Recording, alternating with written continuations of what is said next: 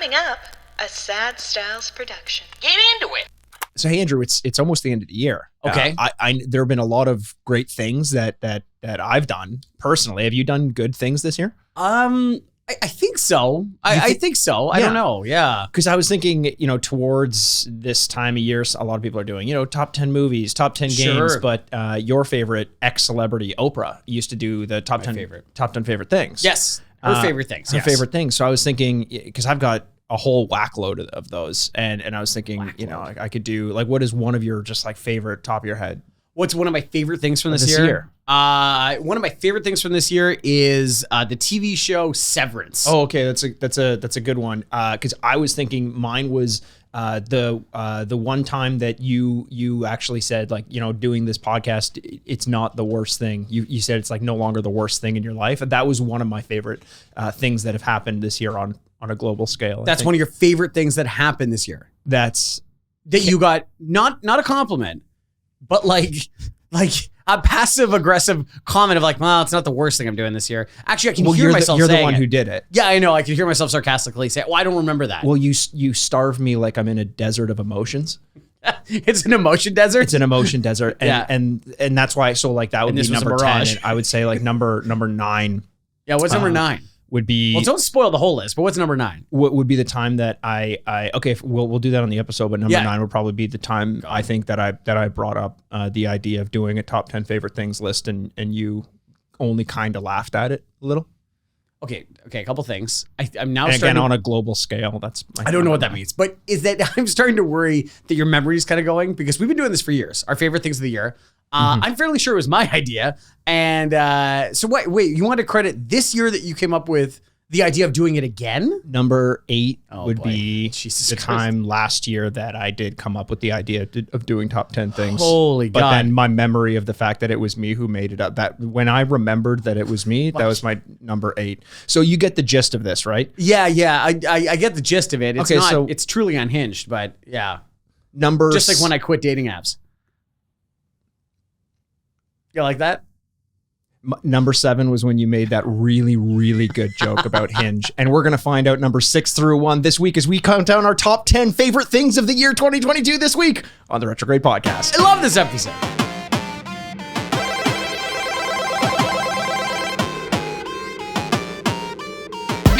Welcome to the Retrograde Podcast, where we remind you what you used to love and whether or not you still should. I'm Andrew Bascom, and with me as always is the bad boy of podcasting, Mr. Bebop himself. Your top 1 favorite thing of 2022, Mikey Aaronworth. I just imagine you with a bow on, you know what's your Christmas gift? Me. It is a boa, but it's made of a boa constrictor. Oh my goodness. Yeah, it's a little dangerous. But just like me, a little dangerous. A little dangerous. Don't keep me around children.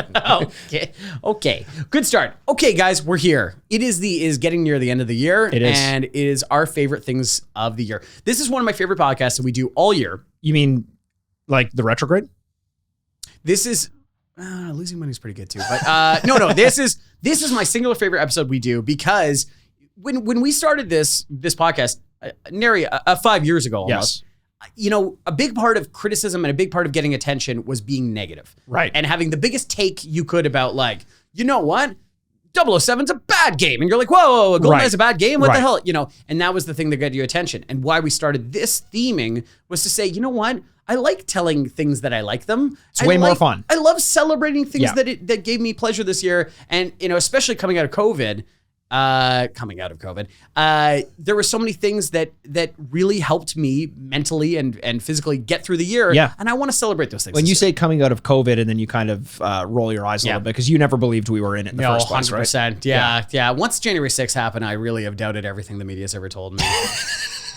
Where do they stand? They're pro-union, but they pro-January 6th? We stand staring up at the mountain of our 10 favorite things from the year 2022. I love it. And for a little bit of clarity on that, it's not necessarily 10 favorite video. We know we're a video game podcast, but we do like to take these moments at the end of the year to talk 10 favorite things in general. Right. It can be movies, it can be TVs, books, music, all that stuff, experiences, everything.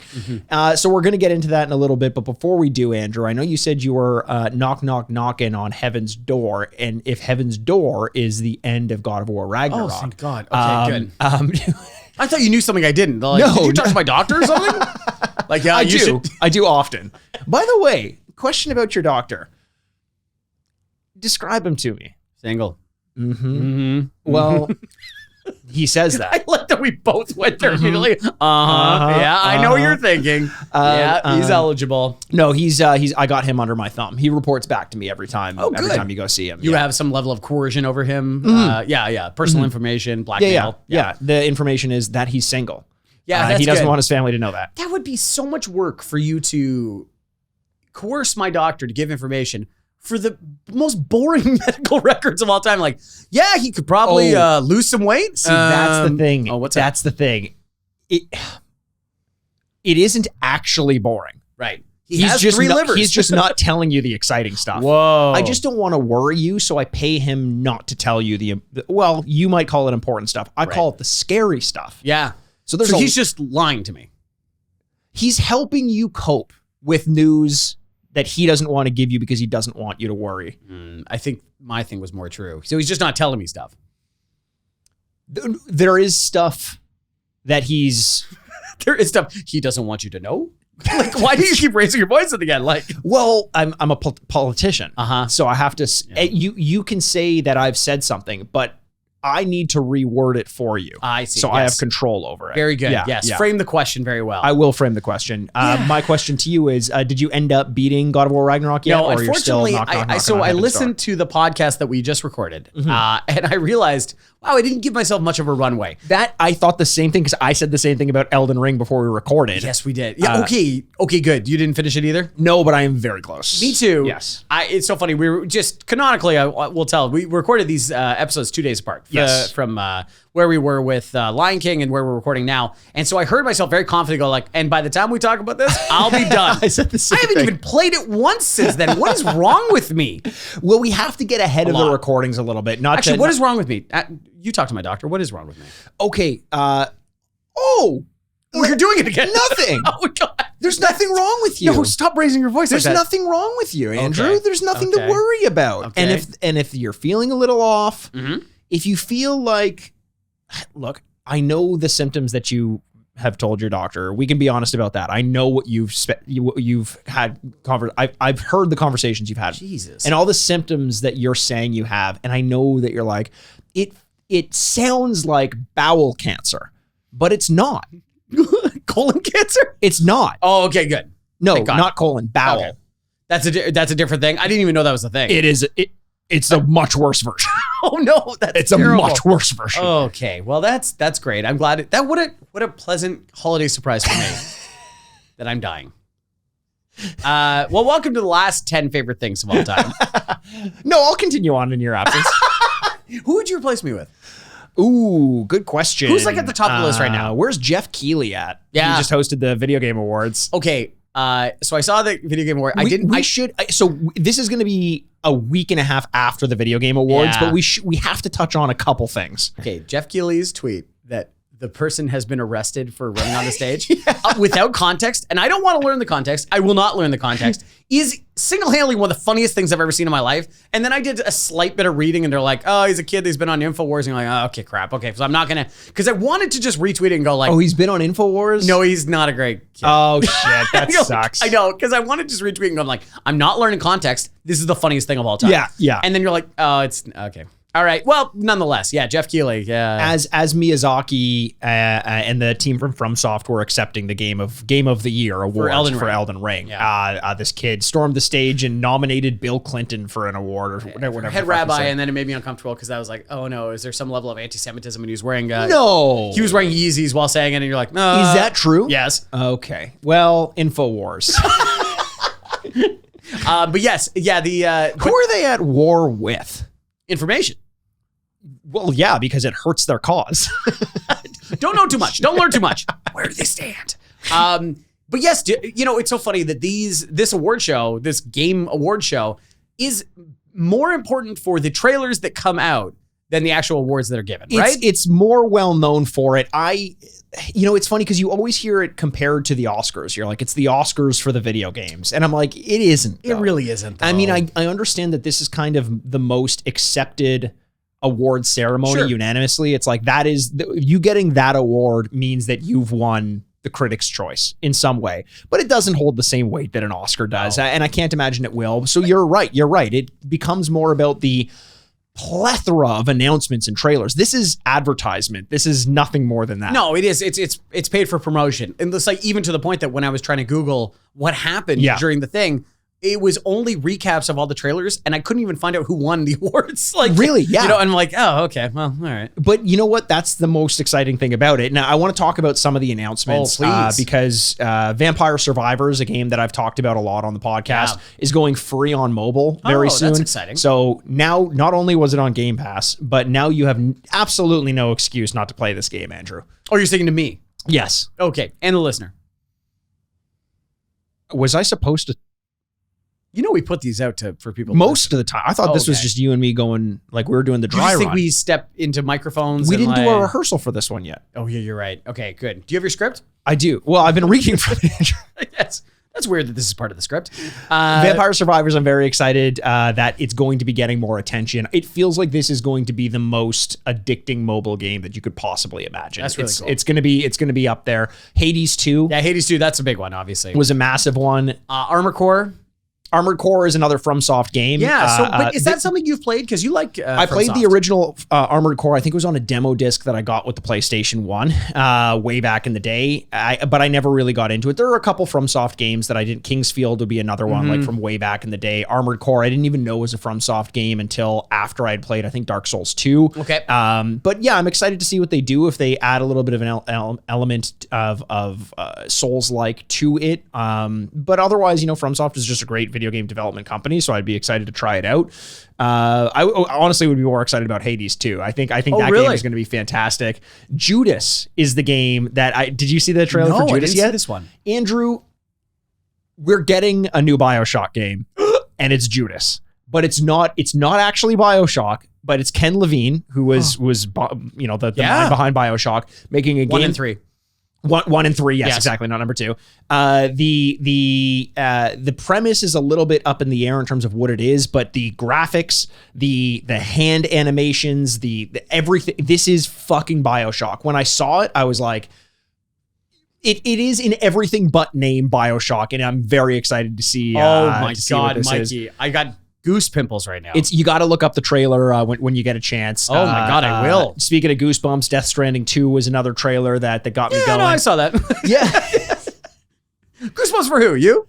Yeah, no, for me. I'm saying I did for sure. I'm very excited for. Okay, the Game Awards. Yes, Lydia Sadu was there. She was in the stands, like in the audience.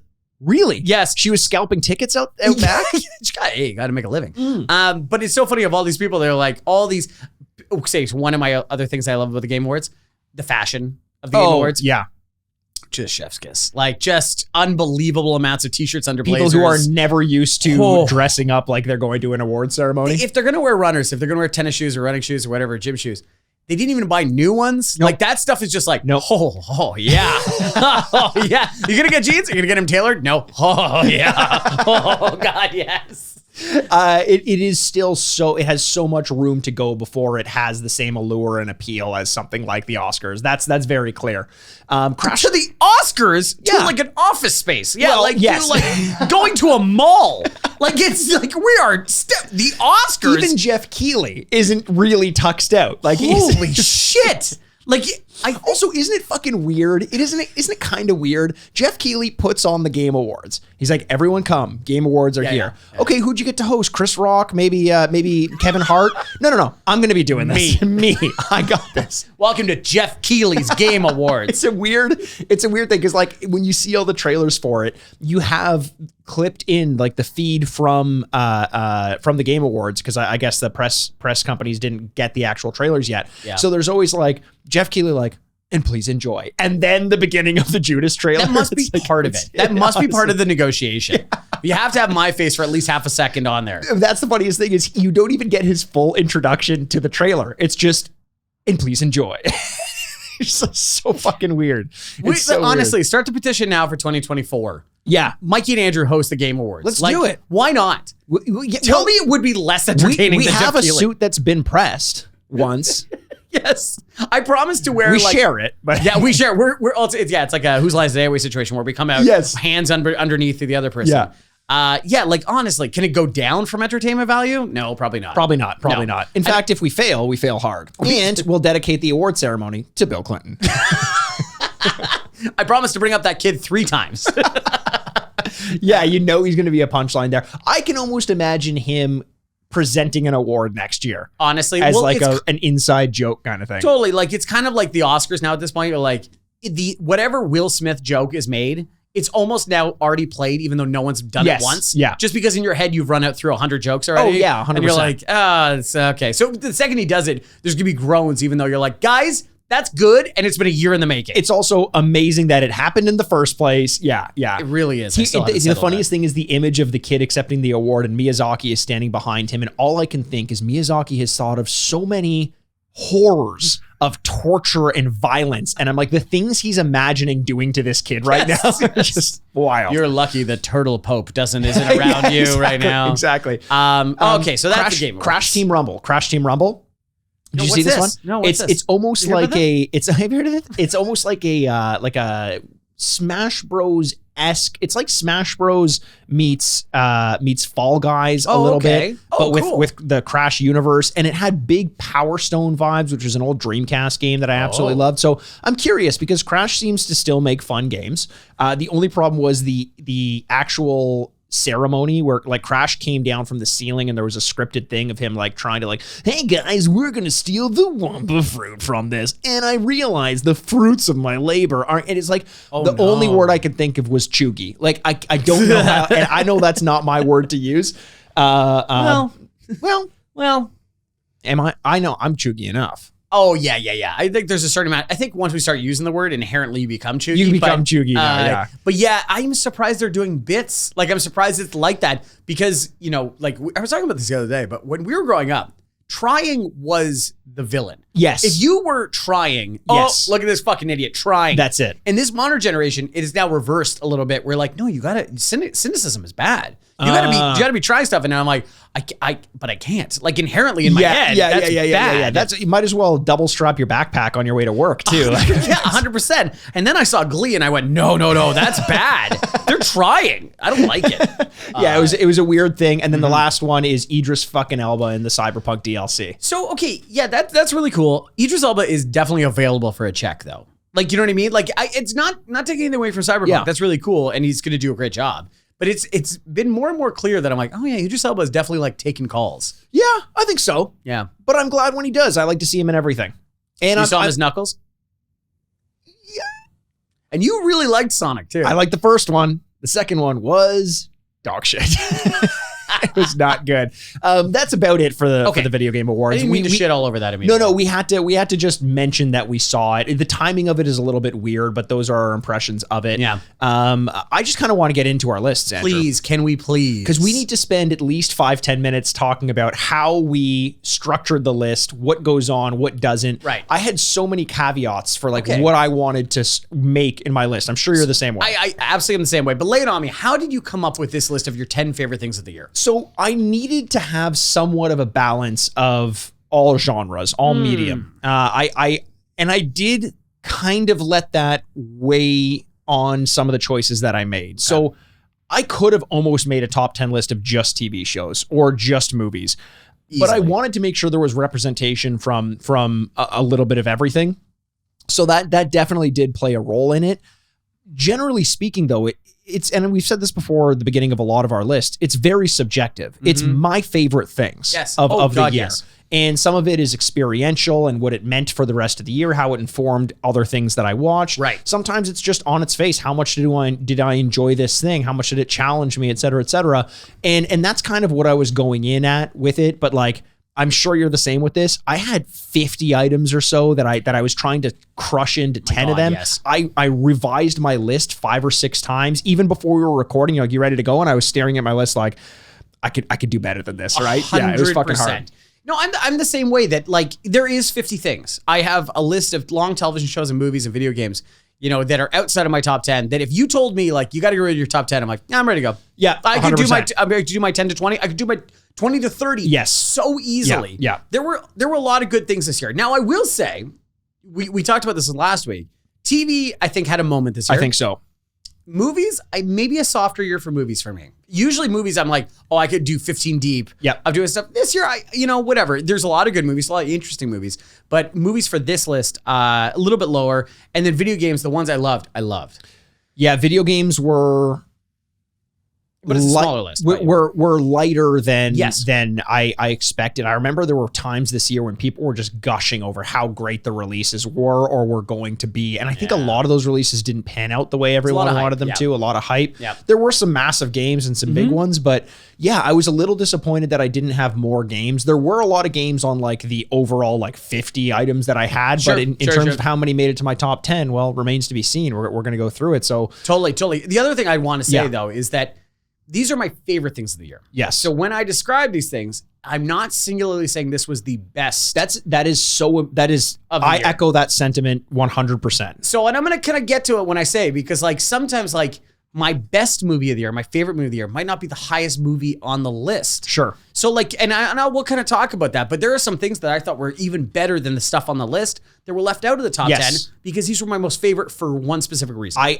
That is exactly what I ended up having to channel in order to get things down to 10. There are better items off the list, but in terms of, for some reason, they resonated with me in a unique way that gave me like, because, there are a ton of reasons why something can be one of my favorite things. And I wanted to make sure that each of those reasons were represented on my top 10, if that makes sense. So if there were two shows that did something similar, then I might keep one off, even though both of them were better than one of the movies that I put on. Or Absolutely. Something like that. I totally am with you. So just kind of go with that a little bit. We'll at the end talk more about some stuff that missed that maybe was even quality better, but missed for a different reason. But I want to talk about this list. I'm going to crack a beer.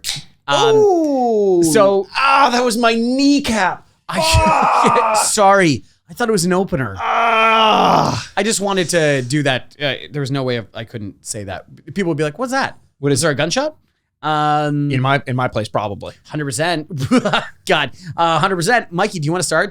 Tell us what number 10 is? I will start us off with number 10. That's a good place to start.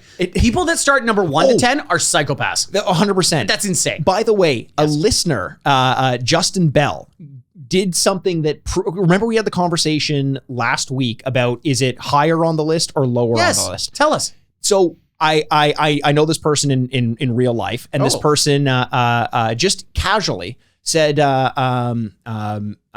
"Hey, did you hear who the highest ranked team in the NHL is right now?" And I said, "Ooh, man, is it the Leafs? Did the Leafs just take it, or no? It's I know it's New Jersey, or it was New Jersey at the time, but I wasn't thinking anything apart from who is the highest team. But he's like, there you go, highest means top. And I was like, that makes a lot of sense. So even though it's number 1, which is a lower number, it's higher on the list. So when you and I have the same number, we're going to wait for whoever has the higher number ranking. Yes. And then we will talk about that person. That's true. So if an item is on both of our lists, we are going to wait until the second person has the higher pick, and then we're both going to talk about it. Higher. Yeah, higher. I like that. It was honestly, Thank you, Justin. It was fantastic. I couldn't believe it. It dumbfounded me. Because he was like, there you go. Which is hard. It's hard to do. Yeah, because I'm already so dumb. Yeah, you're pretty low. That to make me... See? Low. Right. Low. Right. But when I'm high, I'm so fucking smart, man. Okay, so number 10, the lowest of the low of my favorite things of the year. This one is something that I didn't ever imagine I was going to get for the rest of my life. I thought that my experience with this area of thing was gone and done. And all I was going to experience was reliving these things in my memory. However, my 10th favorite thing is a reminder of what it felt like to be a kid in the form of Jackass Forever. Oh, a movie that I have another podcast. We've talked about this on the podcast called Jackassed, a Jackass podcast, where we go back and we review all the old episodes of Jackass, all the movies, offshoots like Wild Boys and Viva La Bam. And the reason why we do that is because Jackass as a franchise and all the offshoots meant so much to me as a kid. It was the first time as a child that I felt validated in seeing this weird angst and absurdity represented in other human beings and then being accepted by everyone else, and not only accepted, but deified in a way.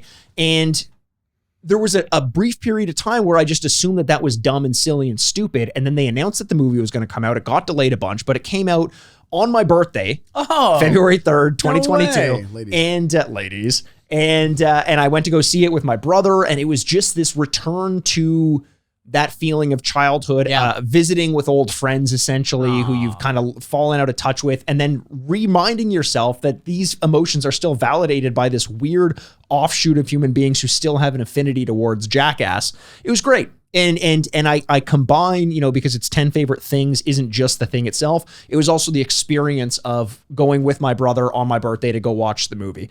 Fucking fantastic. Jackass forever. That's amazing. Yeah, two things. Just, if you're not subscribed to Jackass, what are you guys doing? Mikey's just the funniest guy in the world. He's been on Jackass. You got to go listen to that. Thank you. And I totally understand that. It's not only that you get to see your friends again, which is something we talk about on this podcast all the time. When there's sequels, when there's things, I get to see my friends again. This is great. Yeah. For it to be also good. Yeah. Oh my God. It's a separate trait entirely. Arguably the best Jackass movie. I still think Jackass 2 is the best in terms of funniest. Okay.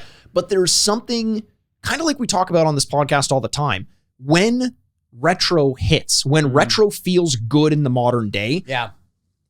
And it works in spite of all the flaws. Yeah. That's almost better than it just hitting on all cylinders back in 1993. Like, there's something about the feeling of watching it all come together and still carry weight that makes it, in hindsight, almost better than experiencing it back for the first time. In Jackass's case, back in like the early 2000s. That's amazing. Yeah. See, that's a great choice for number 10 because there's a lot of reasons why it's your favorite. Yeah. You know what I mean? It's not only the experience of watching the movie, which everyone has done at home probably. Yeah. It was so successful. Yep. And it's also the experience with your brother, and it's your birthday and all this kind of stuff. Exactly. Oh, that's wonderful. Yeah. Well, there you go. Number 10, Jackass Forever for Mikey. My number 10, I don't need to look. I know what it is already. Is, let me check. Oh, he's got to check. Andrew's a fucking nerd, dude. Dude, he fucked up, man. Let me check. Dude, he fucking sucks. He's honestly, sweating. you know why I wanted to check? I almost thought about changing it for a second. Oh, sure. But I'm not going to because number 10 is an important thing. Is a movie. Mm-hmm. But is not one of the best movies in the year. It actually, to be honest, I think would be high top 10s, maybe low teens. But I think it's important, and I'm so glad I got to watch it. It's going to be Everything Everywhere All at Once. I'm glad you had this on your list. The fact that we can live in a modern society where movies like this are made is really, really exciting for me, and it should be for everybody else. This was made by A24, an independent cinema, studio that, yes, every hipster loves A24. Oh, God, you're going to roll your eyes because they're wearing a dad cap with A24 on it, and you're like, oh, my God, so much A24. But the fact that the Daniels could get out of making music videos and commercials and stuff like that to make a feature-length motion picture with Michelle Yeoh and to make something that is so inventive and so creative. And yes, it's not perfect, and that's okay. To try something like this, and that also it found its footing and it found its audience and people really resonated with it, I cried twice during this movie. Like, it's just a really brilliant movie. Yeah, it's a little too long. Yeah, it's a little bit too much. But man, I don't think I've seen as a movie as imaginative and as creative in a very, very long time. I think it's a real spectacle, and I'm just so glad I got to see it this year. I really struggled not having that movie on my list, and a lot of it came down to, is Jackass on the list or is Everything Everywhere All at Once on the list? Again, it is very rare to have a movie, TV show, video game, anything that makes you laugh, cry, get excited. Yes. It is action, it is drama, it is comedy. It is the thing that gives a middle finger to the concept of genre. Yes. And I think the more that we get into just movies and explore what they are and get better at making them in the medium, the more we realize genre doesn't need to exist. Totally. Yeah, and this is proof of that. You know, it's so funny. We'll talk about it. I don't know. We'll talk about it later. But like, there's so often that people talk about a genre that's animation. Sure. Like, animation's that's not a genre. No. That's insane. Yeah. Like, you know how many different things you can do with animation? And that's like calling the genre like steady cam versus handheld. It's like, what are you talking about? That's just how you shoot it. I think the other thing is that, I really do love films and it's something that I care very much about. And I sit there and I watch that movie and I'm staggered by the idea of their shot list. Must have been thousands of items. Yeah. Just of every little interstitial when they're from a universe and you never see that universe, but it's only for half a second. Yes. You're like, they had to set up a camera, put on makeup, get the backgrounds, get the whole makeup, and it's just strap some hot dogs to their fingers. Exactly. Just for like bang. And you're like, that's all it was. And so it really is a staggering work of achievement. And it's a really great thing. And it says a really good thing about creative processes in general, that we were able to make stuff like that. So Everything Everywhere All at Once is number 10. I'm envious, as I'm sure you are, at the people who have not yet seen it. Oh, Because imagine finding out that, oh, okay, I guess I'll give this a shot, and not realizing how special the experience of watching it for the first time is going to be. Yeah. I was that annoying person. My player one hadn't seen it a couple of weeks ago, so I saw it for a second time. And I'm sitting next to her, and she's watching it, and I'm doing that thing the whole time, like, looking back at her. What do you think? Well, that was pretty cool, right? Yeah. And you're like, oh my God, that must be so annoying to watch with. But it's one of those movies you get excited by. So Yes. yeah, that's my number 10. I love that number 10, and I love that you had it because I didn't. Oh, good. Another one that I struggled to decide whether or not I wanted on the list in place of, man. Oh man, you're thinking about it. You know what? You're gonna switch? I have to switch. It's something that I forgot about that I didn't have on the list, and I was like, if something comes up and it feels right, fuck this. I hate taking this movie off the list. Well, can you tell us the movie afterwards? I will tell after, but I need to take the place. My number 9 favorite thing is going to be represented by a concept that I had been unfamiliar with for 4 or 5 years in my life. Happiness? That's way longer than 4 or 5 years. Are you kidding me? I'm 33, Andrew. The concept of reading. I fell out of love with reading. I was an English major in university. I did a ton of reading straight out of university, and I haven't done it in a very long time, but I got back into it. Me and my partner, we started reading books together, and we would kind of like, because you're almost reading not against someone else, but like if someone gets ahead of pressure. you, you have, there's a reason why you have to stay with it. And this concept of falling back in love with reading is represented by, and that's kind of what I do with all my picks. There's like a concept and then the thing I apply to it. Yeah. The concept of falling back in love with reading is going to be represented by Cormac McCarthy's The Passenger, a new book that he came out with, his first book. And I keep saying 12 years. I think it might be something along those lines. He's 90 years old. He's my favorite author. He wrote The Road. He wrote No Country for Old Men, Blood Meridian, Sutri. My favorite author, absolutely love him. So to get the first of his books now, which we hadn't had in forever, because he fell in love almost like George R.R. Martin with other mediums. Yep. He was writing plays, which he'd always kind of done, but he wrote a movie with Javier Bardem, Cameron Diaz. I was thinking about this the other day. Michael Fassbender. It's not like The Contractor, but it's like it's a type of person. It's a noun. Yes. And it's, the counselor. The Counselor. counselor. Yeah. Very good. Yes. And so I was just maybe we'll never get it, but we did. The book is amazing. He released 2 books. It was they're both in the Passenger series. It's The Passenger and Stella Maris. I'm reading Stella Maris right now, and I'm just so happy. I feel blessed that we got another book from this guy. Another 2 books. He's 90 years old. It's fairly doubtful we'll get another one, given how long it took him to. I hope we get another one. Only halfway through his life. Yeah, I hope so. Yeah, he only lived to 180. Yeah, exactly. So The Passenger and the idea of reading. I know we make fun of reading all the time on this podcast, but this is the one episode where you're like without bits. Like, no, exactly, we love reading. Exactly. Reading is good. Yeah. So The Passenger out there, and if you've never checked out Cormac McCarthy, definitely do it. So you said something that you read with your partner. You don't read together in the same room, do you? I read to her. Oh, actually, to be honest, that's much more normal in my head. The idea of like, we'll both read and sit on a couch together. Oh, sometimes we do that. That is, I can't begin to describe how repulsive that Really? is. We'll both also read and it's just like quiet and you're just reading. I love it. Would the whole it's time. so peaceful. No, I could not do that. Really? I'd be looking over the whole time and like, how fast is she reading? Yeah, like I'm not into it. I gotta be in. If you go to a park or something like that, on a beach, by a pool. Yeah, no, that I can do. Yeah. That I can do. But it's just the intimacy of it. I think it's just like, I get that. There's only one other person in the room. I think there's something. I just kind of like being around people sometimes, even if we're not engaging in the exact same thing. I think that's a healthy thing. It is to be able to do separate things in the same space. Mm-hmm. And even though this quote unquote separate thing is reading the same book, I do think it's wait, the same book too? Well, we're usually reading the same book. Oh my God, that's even worse. Oh, I gotta talk about that. I gotta sit down for a second. Okay, so there you go, Cormac McCarthy. You've been recording standing up this whole time. I've been for years. Just pacing. Oh my God. Cormac McCarthy, number 2 for you. That's great. Thank you. And the concept of reading. Oh yeah, so the other one too is I wanted to name the thing also that I kind of kept off because of this concept, by the way. Okay. So number 10 was actually, the second thing was Turning Red. Turning Red, the Pixar movie. I think it's like a Pixar classic. It's really good. I still haven't seen it. Oh, it's cute as all hell. Yeah. It's really good, and it does some animation stuff at the end. It's really cool. So it's like a pushing the concept idea. So that's why I wanted to do that for number 10. Speaking of red, I'm going to give you a red flag, though. You Can't do that. Can't do that. Not every time? Not every time. We got to save it till the end, and then you can only pick a couple things. No. Because one of the hardest things is making the top 10, and if we start to open it up to honorable mentions already, not fair. No bueno. Okay. It's gonna make me turn We'll red. see if I do that or not. I don't know. No promises.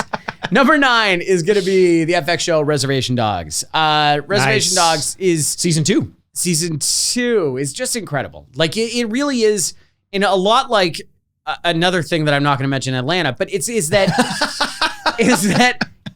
lot like the show could be anything. Sure. It really could be anything. Sure. And every episode that you tune into, you don't know what you're going to get into. It might be a sweet episode about whatever. There might be ghosts. There might be a little romp about a stolen car or something. Sure. You're like, I don't know what I'm getting into. But every time it knows its core so well. It knows what it's trying to say. And because of that, you are so invested in these characters and the emotions and the story they tell that whatever they do, you're like, yeah, okay, absolutely. And it's a show that takes place on a reservation in the United States, right? Yeah, in Oklahoma. Yeah. Yeah.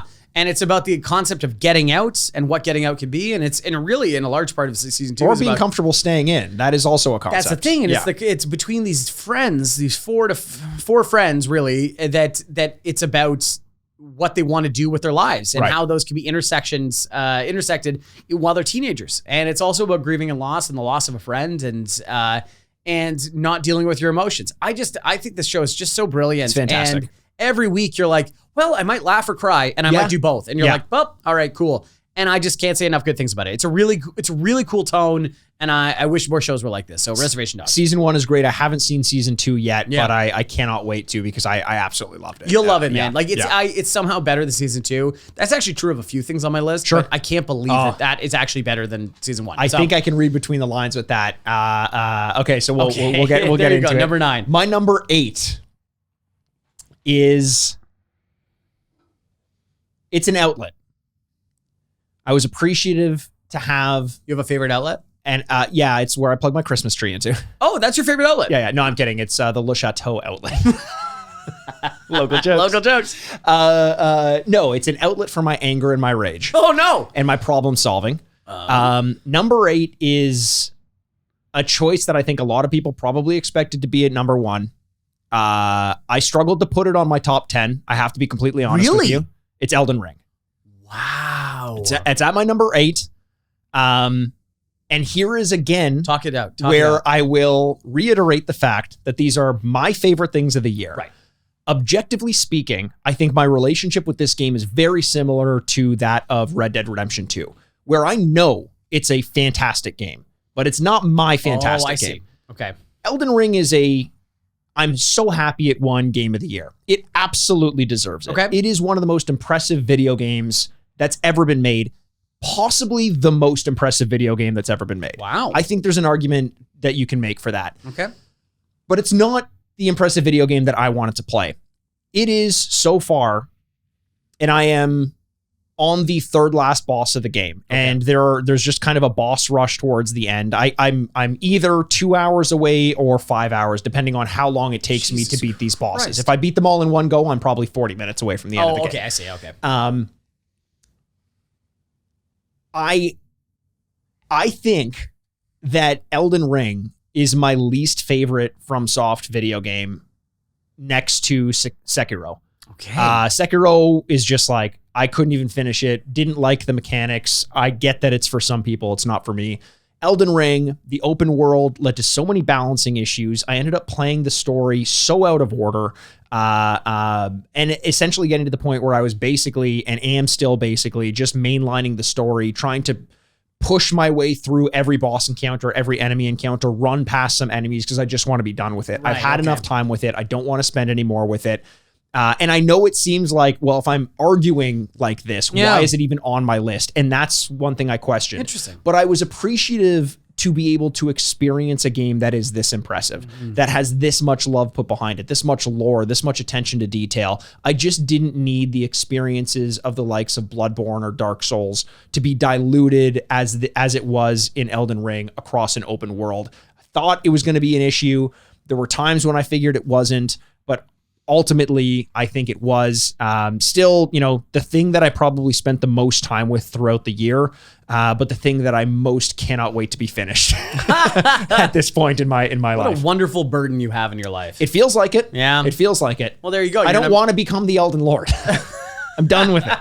So your number 8 is going to be Elden Ring, the game of the year. It is. I will say once I'm finished it, because you didn't play Elden Ring, right? No. With no plans to, by the way. With no plans. No, I understand Yeah. that. There's another podcast out there called Pixelated Thoughts. Okay. They've invited me on to share my thoughts with Elden Ring once I've completed it. So keep an eye out for that. I'll probably give another announcement on this podcast and on my social medias before we do it, but I can't wait to sit down and talk with them about my thoughts on Elden Ring. Well, there you go. Yeah. That's really exciting. So there you go. Number 8, Elden Ring for you. My number 8 is going to be Apple TV Plus's service, Severance. Severance is maybe not I don't know if it's in my top 10 TV shows of the year. I really don't. It's no. So if you made a list of your top 10 favorite TV shows, Severance might not be in there. Might not be. Wow. Yeah, and that's a weird way to start with a show that's number 8 of my favorite things of the year. But there is so much about this that is so refreshing on television right now. And it kind of fills in this little sci-fi element of like kind of what 1899 is doing right now from the Dark creators. But the show was so like tightly made. It was between the set designs and the costumes and some of the dialogue and some of the these little touches, all leading to a finale that I really think is singularly one of the best television episodes of the year. The finale. Yeah. I think the finale is wound so tight and just like everything was like ready to go. And then all of a sudden that finale is like bang, bang, bang, bang, bang.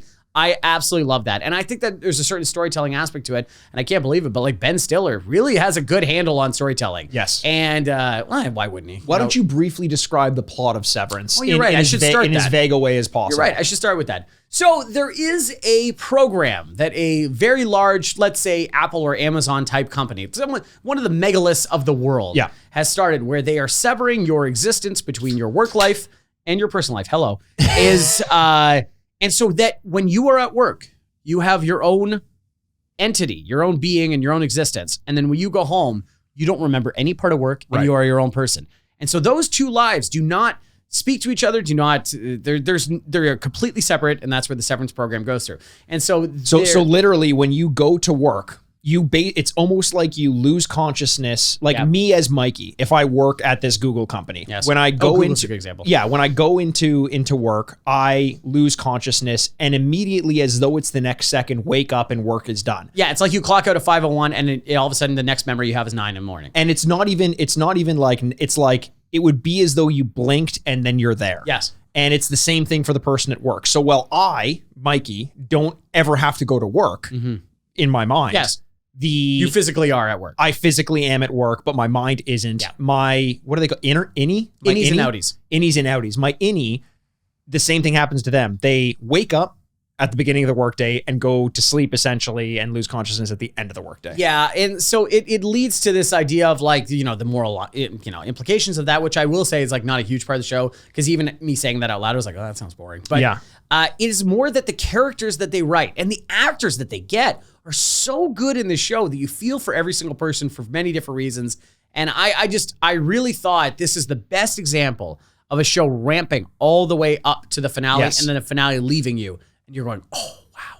And I just thought it was so exciting. And it's just beautiful to look at. So I'm so excited for season 2. And I thought Severance was just an incredible show. I'm ecstatic for season 2. I can't wait. I disagree slightly with the finale. I thought it was great because, like you said, wound up and then just bang, bang, bang.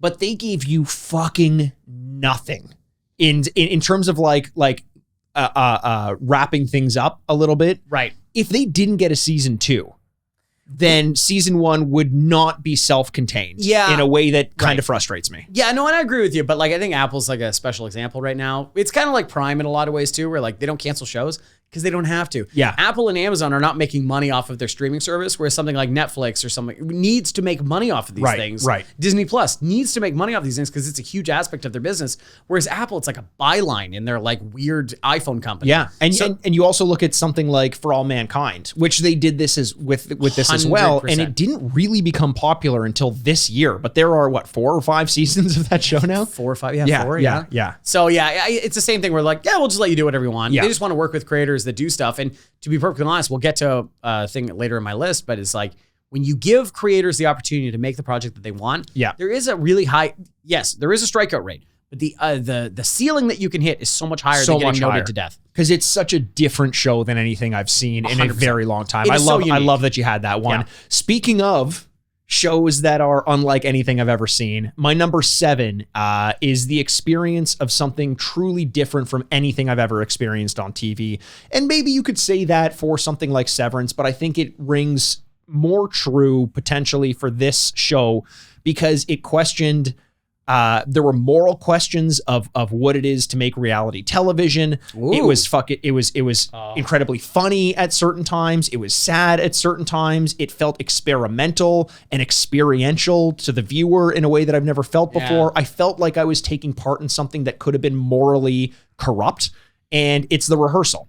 That's the form that it came in. Nathan Fielder's new show on HBO. They gave him free reign to do whatever he wants. Nathan For You was a funny show about, you give an awkward guy the opportunity to change people's businesses.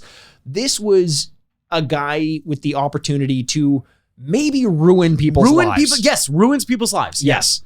And it's hilarious, but you also have to start questioning what it is that you're taking part in. So basically, his idea is that if you have a problem in your life, you can be comfortable with finding a solution to it by rehearsing every possible outcome to that issue. Yeah. And he comes into someone's life and tries to literally hire actors, set pieces, and everything so that they can live through the moment that they're afraid of, play through every possible scenario so that when it comes time to apply that scenario to the real thing, like a confrontation, for example, with I'll say this one because it's in the first episode, a confrontation with the leader of a quiz group, like a trivia group, who this person was caught in a lie about his profession, and he didn't want to confront this person because he thought he would lose all his friends. So it's like, okay, the bar you're going to meet at, what you're going to wear, we're going to get all the variables out of the way, and we're going to live through that conversation in 1,000 different iterations, and you're going to be comfortable regardless of which way it plays. Yep. That is the first episode, and it feels very generic when you watch it, and I won't say anything about what happens beyond that, but that show was wild. If you haven't watched that show and you're hearing Mikey describe it, whatever you think is going to come next, you are wrong. You're wrong. You are absolutely wrong. It is insane what happens in that show. It is dark. It is so dark, but you're right. You feel like a voyeur. You feel dirty. You're like, sometimes you're like, oh, am I participating in this? Right. It is so brilliant. It is in my top 10 TV shows all year. It's not on my list, but it's so good. Yeah. I'm glad we're talking about it. I'm same with Severance. I'm glad you brought it up because that was a hard one to leave out of my top 10 as well. Yeah. Hey D-pads, want to watch this week's gameplay segment where we play a portion of today's game and provide video commentary while doing it? All of our gameplay segments are available for free at youtube.com/The Retrograde Podcast. Make sure to subscribe and maybe leave us a like and comment while you're there. And while you're here, why not drop us a rating or review on your podcast platform of choice? It only takes you a moment, but it helps us out immensely and lets us know you appreciate us as much as we appreciate you. You can still join us on our Patreon for $5 US per month at patreon.com/The Retrograde Podcast for monthly bonus episodes such as drafts, spoiler casts, top 10 lists, and take some suggestions from the community, both gaming and non-gaming related. Plus, make sure to follow us on all our social media channels. It's at Retrograde Pod on Twitter and TikTok, or at The Retrograde Podcast on Instagram. We're also available on Twitter at Retrograde Mikey and at Retrograde Andy. Finally, reach out to us with any business inquiries or questions and comments you'd like us to read on air at theretrogradepodcast@gmail.com. We'll see you all on the other side. Okay, for my number 7. Yes. I'm going to be going... You just jumped there a little bit. Well, no, I jumped? Yeah. Okay. Well, I don't think so. I think everything's good. You must be seeing something else. I'm going to be choosing a podcast. Number 7. The Retrograde. The Retrograde. Yeah. Wouldn't it be great if I named The Retrograde and made it 7? That would be incredible. I'm going to be choosing the Blank Check Podcast. Okay. Hosted by Griffin Newman and David Sims. Now, so if I explain the premise of this podcast, people might go, oh, God. You have explained it to me, and I have gone, sounds okay. So the idea is David Sims, a movie critic that writes for The Atlantic. Uh-huh. Oh, okay. That's a little highbrow. And then Griffin Newman, an actor, discuss movies. No, an Atlanta critic and an actor. And you're like, no, that sucks. And you're like, yeah, it should, but it doesn't. And so the idea is that they go through long series. The idea is the Blank Check is a director that has massive success early in their career and then is allowed to make a blank check in whatever movie they want. And sometimes they cash and sometimes they fail, baby. And the idea is that they go through long series of directors' filmography week to week. And sometimes it's never like, it's not like, hey, we're doing Spielberg. Like, no, it's like these kind of interesting directors that have ups and downs and things like that. Who's the biggest director they would have done on it? That's a good question. They have done. They did Sam Raimi recently. Didn't they do Coppola recently? Or not Coppola. Who did? They did The Kubrick. Shining. They did Kubrick. Kubrick. Sorry, They did Kubrick recently, which is one of the biggest ones. And usually those are open to polls. Like they asked, who do you guys want to? We can talk about. Right. The one they're doing right now is the guy that directed Nightmare Before Christmas because he's got a new movie coming out. And usually it's always like bookended. Isn't by that Tim Burton? No. See. That's a great point. Tim Burton was a producer on it. Oh, wow. But it says Tim Burton's Nightmare Before Christmas. Wow. And I'm so sorry. This is only playing into it. I can't remember the guy's name. And but he's saying like, oh yeah, Tim Burton's Nightmare Before Christmas. Like I didn't do anything. So it's a really interesting podcast because Henry Selick. Thank you very much. Because they can have these in-depth conversations where sometimes the podcast can be as long as the movie. Right. But it's taught me a lot about criticism in general. To not just be like, I don't like this. I like this. You know what I mean? And really, when arguments are much more nuanced, and especially when we do a review podcast where we review things and give, criticism to games, I kind of always kept that in the back of my head that it shouldn't be like yes or no, black or white, thumbs up or thumbs down, when really criticisms are much more nuanced into finding quality in bad things and finding bad things in good things. Yep. I really enjoyed it and I find their banter to be really good. So if you Whereas I almost feel like there's a lot of people, when you try to say something negative about a good thing, they're like, oh, you're just trying to hate. Right. Or when you try to say something good about something bad, you're like, oh, you're just trying to be contrary. Totally. But that very seldom is actually the case. Totally. I think it's too much of like a Rotten Tomatoes world where we're like, and then it comes down to a number. And here's 96%. And you're or like, a thumbs up, thumbs down. Well, totally. And whereas like really when you talk about these things, and which is at the heart of criticism in general, which I always think of like people like, oh, movie critics. Right. And you're like, well, no, criticism used to be a thing where like directors and critics were good friends because they would push each other. Sure. And I think people writing introspectively about work or speaking about it is a good thing because it will create good projects in the future. So I really love their banter. They're really funny and it has been the best example of what I think we hope to do and a lot of people hope to do is that when we speak, we hope you're the third in the room. Yes. You're the person sitting with us that we're talking with. And I feel like that when I listen to the podcast. So if you like movie and movie criticism and stuff like that, Blank Check Podcast, really great. That's your number 7. Made me really happy. It should have been Severance at 7, but whatever. What are you gonna do? Oh, Severance. Yes. My number 7 is Kevin Spacey's future potential. Let me be frank. Wouldn't that be great if it was David Fincher's 7 at 7? You're like, Andrew, that movie came out in 1993. It's like, well, from here on out. I saw it for the first time in 2022. 7 at 7, baby. My number 6, then I'll get into it, is back in the beginning of the pandemic, Animal Crossing came out. Yeah. And everyone loved it. And I played about 6 to 8 hours with it, and I wanted to love it. I was an enormous fan of the original Animal Crossing game on the GameCube. Played a shit ton of hours in that game. But I never was able to find my love of that kind of city building, home building kind of game again. I understand the appeal, it just doesn't work for me. Number 6 is my entry back into that type of game. Oh, okay. In a way that I find more palatable for me. When I boot up a game, what I'm looking to get out of it, it's Cult of the Lamb. Cult of the Lamb was a game that I played and beat. That's right. Earlier this year. Sorry, it went by so quickly. I just wanted everyone to acknowledge. Yeah. He said beat. I did beat it. There you go. I did beat it. It's a game. It is a roguelike game where you enter into these caves and you have to complete these dungeons and beat these bosses. There are randomized levels and map layouts every time you go in. But once you come out, you get to spend the currencies that you collect and the ingredients and crafting items that you collect while you're going off on a mission and spend them on the town, of which you are a cult leader. And that means whatever you want it to mean. What's your dream? You can be a very cruel cult leader. You can be a more benevolent cult leader. there are some issues I had with it in the sense that ultimately none of that really matters. Right. The resources that you collect end up mattering less and less. Like I had fully upgraded my town when I still had 3 major sections to go through. So the last 4 or 5 hours of the game that I played, I was barely updating anything with my town.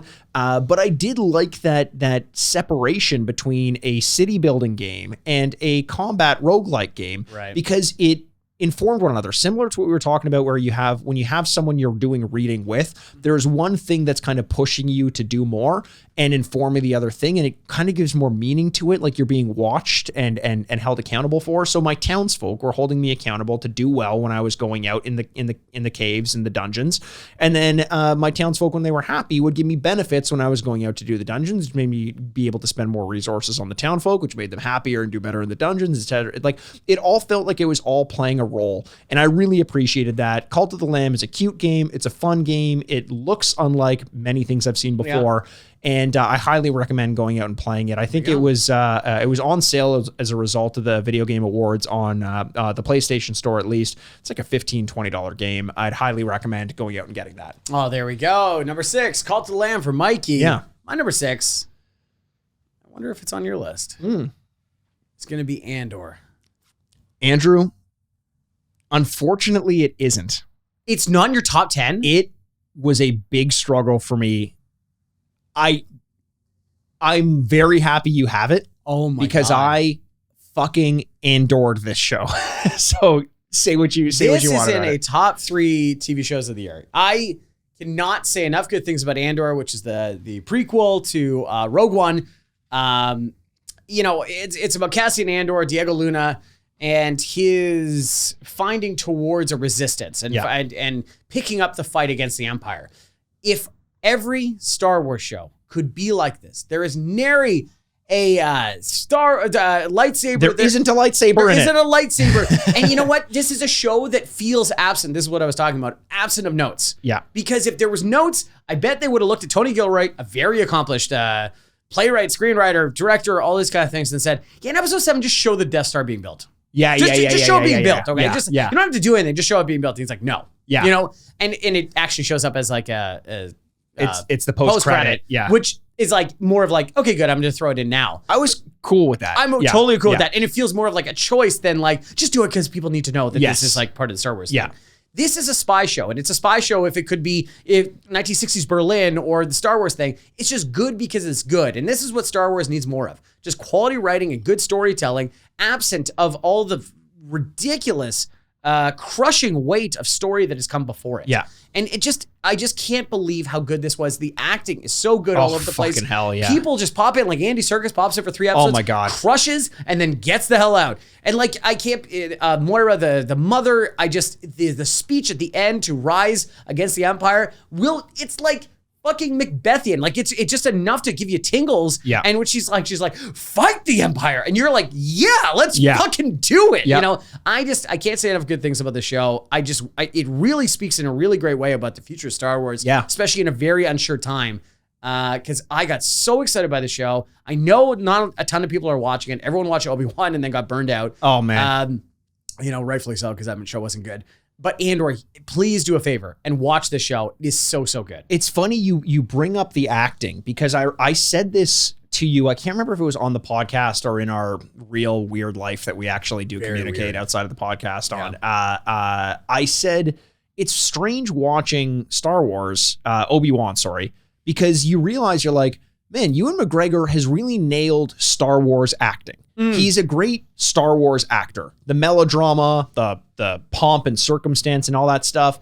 But Andor made me realize it doesn't need to be that. It can be this show is more is less A New Hope and more Tinker Tailor Soldier Spy. Like it's a totally different thing. Absolutely. That just so happens to tie into the Star Wars universe in similar ways to when we saw you and I talked about on the Mushroom Club, Doctor Strange, Multiverse of Madness. And it's like, it's so different in a lot of ways from a lot of other superhero movies in the Marvel Cinematic Universe that we've seen. And it gives me hope, the fact that you can have a Shang-Chi and a Doctor Strange and a Black Panther, and they're all very different movies, where it got to the point where you can't say, I don't like comic book movies, because Right. it would be like saying I don't like animated movies anymore. It's just, it can mean so many different things. And maybe we can now say the same thing about Star Wars movies, where I don't like Star Wars movies. Well, what do you mean? Because have you seen Andor?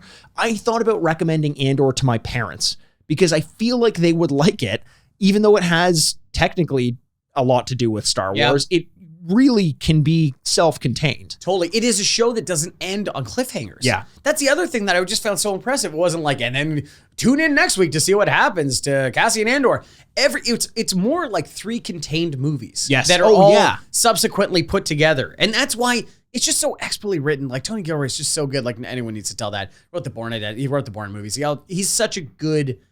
He's so smart about this kind of stuff, and I just can't say enough good things about how just quality the show is. Yeah. I loved it. I loved every second of it. So can we just, you already said it, but I need to underline what you said with Andy Serkis. Oh, maybe being the best living actor. Oh, like he is, we always see him in like some animated role and he's covered up with. Well, he's the monkey riding the horse with the AK. Like this is, he is. We know that. That's a famous role. Yes, exactly. It's a famous role. But him as just a real life human being in Andor, the emotional range that he shows, he's not acting. That's the weirdest thing. Like he just is the character, and I'm watching it like I can't fucking wait, even though he's kind of deplorable in the beginning of it. I'm like, I can't wait for this guy to be back on screen. But there's a lot of vulnerability in it too. Yeah. That is so good. Great. And I just, spoilers aside, I'm not ruining anything, but one of the last lines of the show that I think just devastated me was that there's a really great long speech by one character, just so to keep it open-ended, whatever. But he says, "Kill me or take me in." Yes. And you're just like, your heart just shatters into a million pieces, and you're like, "Holy shit, that's good!" 100%. And the show ends, and you're like, God. It was so fucking good. And Diego Luna is one of those guys who's just become everything he's in. I'm like, just fucking stick it into my veins. This guy's fucking awesome. I know. I'm glad we got to talk about this. I'm very glad we got to talk about this. Number 6 for me. Number 6. Number 5 for me is. Look, I love horror movies and I love the excuse to watch them, but I hate pop-out scares. Mm-hmm. I think there are 4 or 5 horror movies I can name that fit into that weird box of amazing with no pop-out scares. Yeah. And do you like pop-out books? My mom bought me pop-out books as a kid that were horror pop-out books, and they were one was called Bodies in the Closet.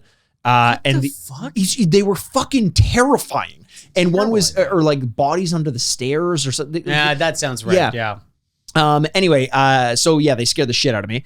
And this was a movie that came out that gave me that for the first time in years, because look, if I can name 4 or 5 off the top of my head, great horror movies that pop out scares, it is very few and far between that there's a year in which one of these exists. And the one that filled that role this year was Barbarian. My number 5 choice. Number 5. One of my favorite movies of the year. I had such a fucking blast watching this. I've recommended it to everyone with the explicit purpose of saying, do not watch this. You and I have done a spoiler cast on this one on the Mushroom Club. So much. And I highly recommend that if you didn't hear that over at the Mushroom Club, patreon.com/retrograde podcast, that you go over and watch it and then subscribe to the Patreon and listen to our spoiler cast on it.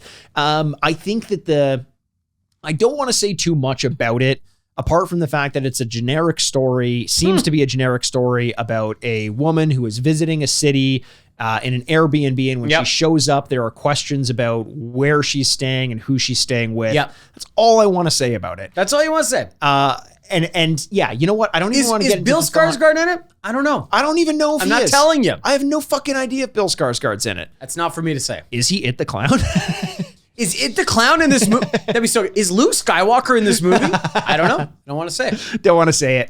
Just go out and see it. Take my word for it. It's fantastic. It's so good. I really don't want to even talk about it that much because I don't want to ruin anything. So that is my number 5 pick. So that's your number 5. Can you recap 10 to 5 for me? 10 to 5 is number 10, Jackass Forever. Number 9, The Passenger. Number 8, by Cormac McCarthy, the book. Number 8, Elden Ring. Number 7, The Rehearsal. Number 6, Cult of the Lamb. Number 5, Barbarian. That's amazing, because we're going to get to number 5 on my list, and we don't have any overlap whatsoever. What a beautiful thing. I feel like... And then top 5 is all going to be overlap? I feel like there will be a little overlap, but Sure. looking at my list, there's some things I don't think that you're going to have on it. Fantastic. I love that. I think that's more. That's more beautiful. Number 10 was Everything Everywhere All at Once for me. Number 9 was Reservation Dogs. Number 8 was Severance. Number 7 was the Blank Check Podcast. Number 6 was Andor, and number 5 for me is going to be The Bear.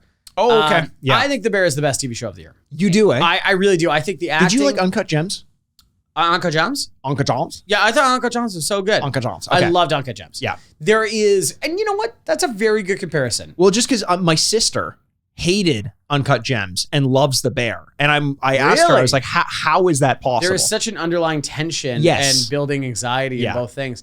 You know, The Bear, it's just what is really beautiful and what I really loved about putting Andor next to The Bear was that The Bear must have had 1/100th of a budget that Andor did. Yeah. But it doesn't matter. It's about the story that you tell. The Bear is about a young Michelin star, very high prestigious chef that has to take over his brother's very lowly takeout spot of Chicago beef after his passing away. And it's about his discovery of his own self-identity, the people, the many characters of the restaurant that work there, his cousin that is not his cousin, and the many just like different issues about not only being yourself and trying to raise yourself, but how trying to raise other people around you. You know, this is very much a family kind of thing. And I found it just to be fascinating. I love the way it's shot. I think it's beautiful. Yeah. I think Jeremy Allen White, who plays the titular role, the titular bear. The bear himself. He plays the bear. No, he plays the head chef. Is so good in this show and so relatable and so incredible. And yes, I have a lot of experience in the hospitality industry, but to be perfectly honest, I don't think it matters. I think it's just a really, really good show in which you feel for almost every character. They do that really good thing where you're like, I don't like that guy. And you're like, I get it. I get it. Yeah. I get it. And, you know, and you could go one episode from, you know, not knowing anything to going like cousin, classic cousin. Like, oh my God. It's so good. And I really think the star on top of Jeremy Allen White is the actress that plays Sydney. I think is just so good and so heartfelt. And you just feel for her because all you're trying to do is try. Sure. And that sometimes is the hardest thing in the world. I thought The Bear is just a beautiful show. And I just literally want to go back so badly and jump right back in again. Let me ask you this. I watched the first episode and was so stressed out the whole time that I'm like, not worth putting myself through this. It only gets worse. So is it not worth watching for me then? If that stresses you out, it stresses me out, but I find reward in that. Sure. And I think it's the same with you're talking about pop-out scares and other things. Some people like it, some people don't. Right. And I don't like pop-out scares.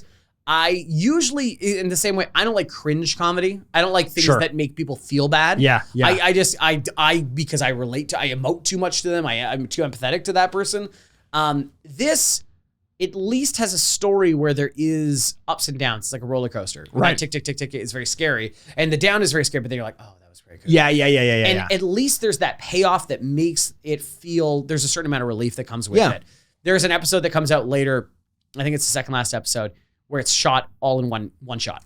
Those always creep me out. Yeah. And not only is that impressive for a lot of different reasons, it's like shooting a play, things, but when restaurant settings are very high tension, and I think it's much like why medical dramas, cop dramas, and firefighting and all that kind of stuff work really well because stakes are so high. Right. And I think there's stakes literally in the case of the restaurant. They're piling up stakes. We got to cook all these steaks. Who's going to eat these steaks if we don't cook them in time? God, they're 20 high at this point. And there's an episode where the chits just keep printing.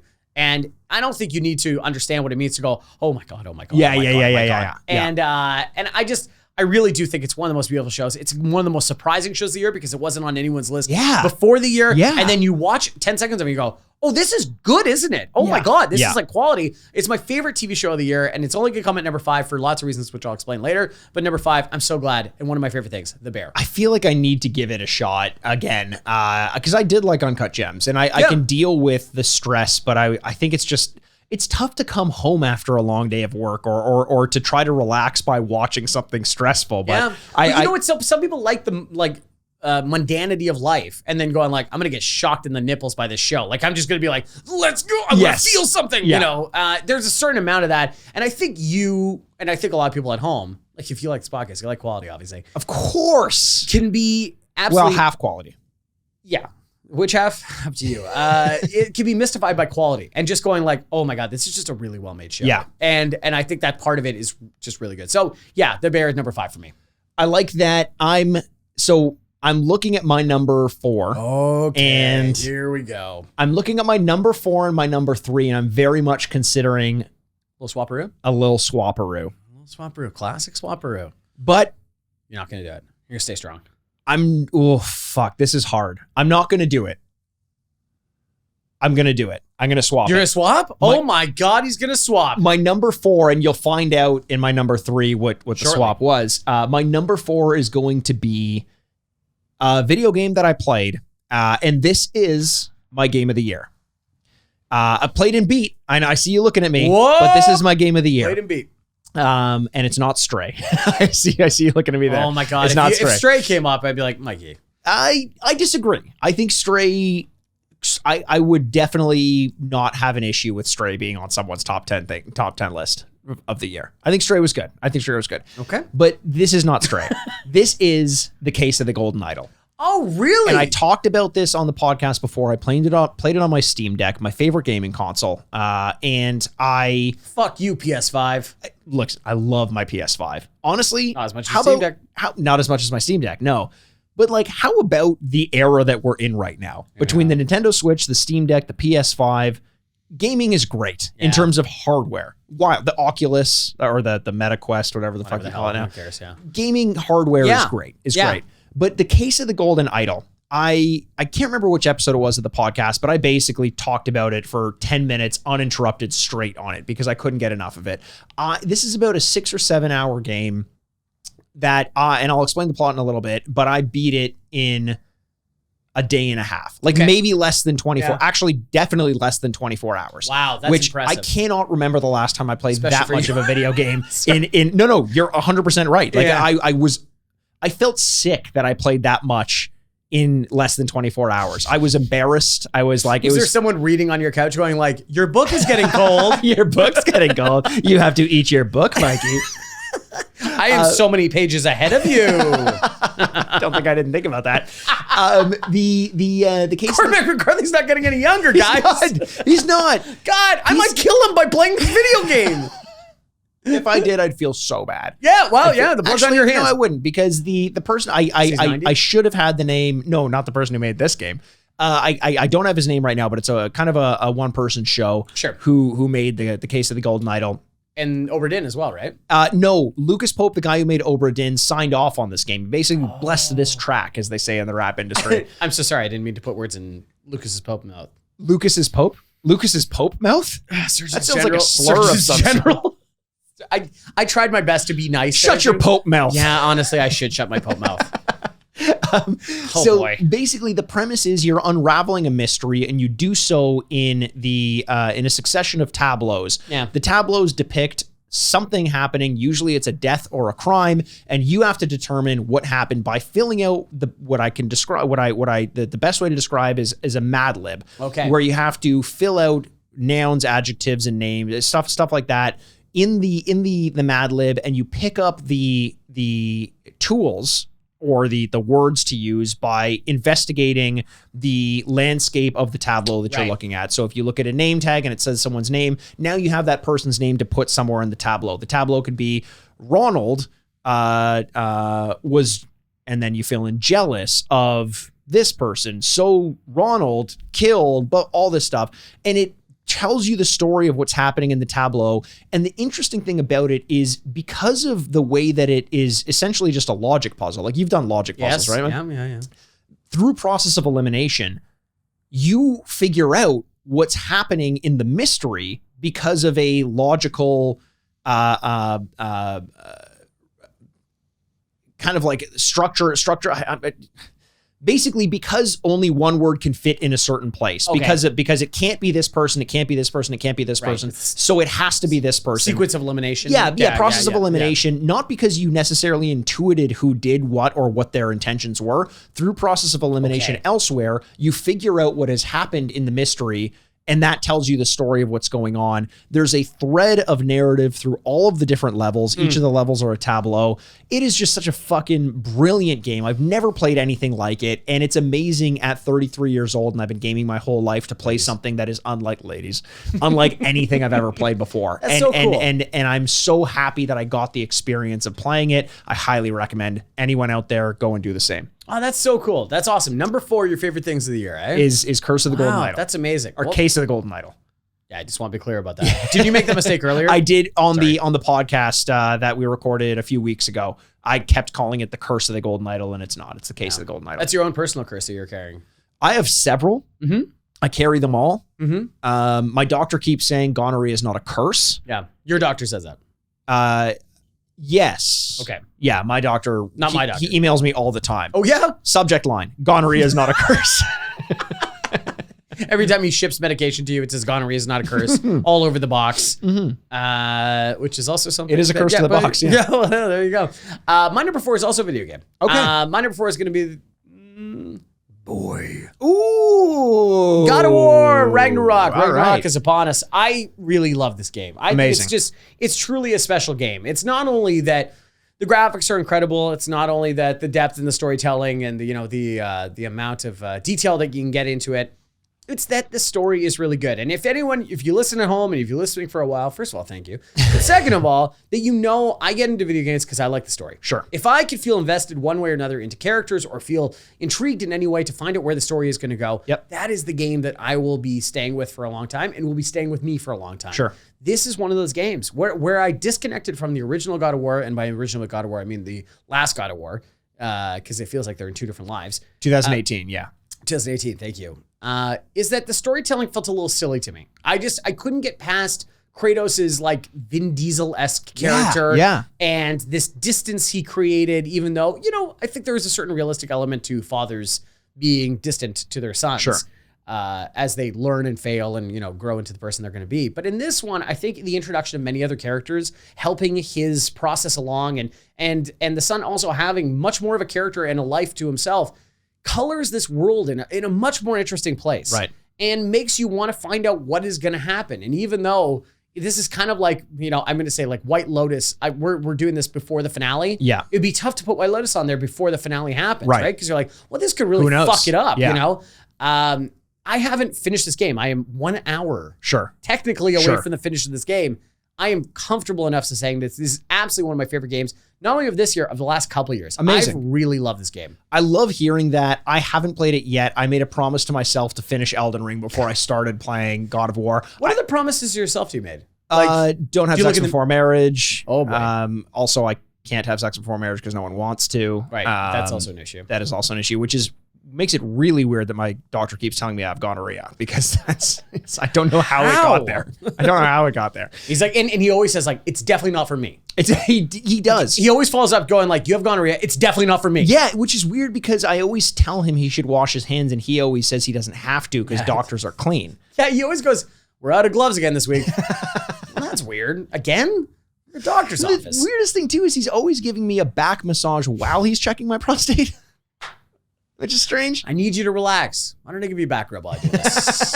Spits into his hands. Oh my God. God, Jesus. Jesus Christ. I also love the fact that you bring up God of War, and that's the one thing on our list that we don't need to describe plot or anything for. It's like everyone's like, yeah, we know, we get it. Same with Elden Ring, I guess. When it's for sure. These are based on the Game Awards too. These are the 2 biggest games of the year. And Christopher Judge winning Best Performance as Kratos.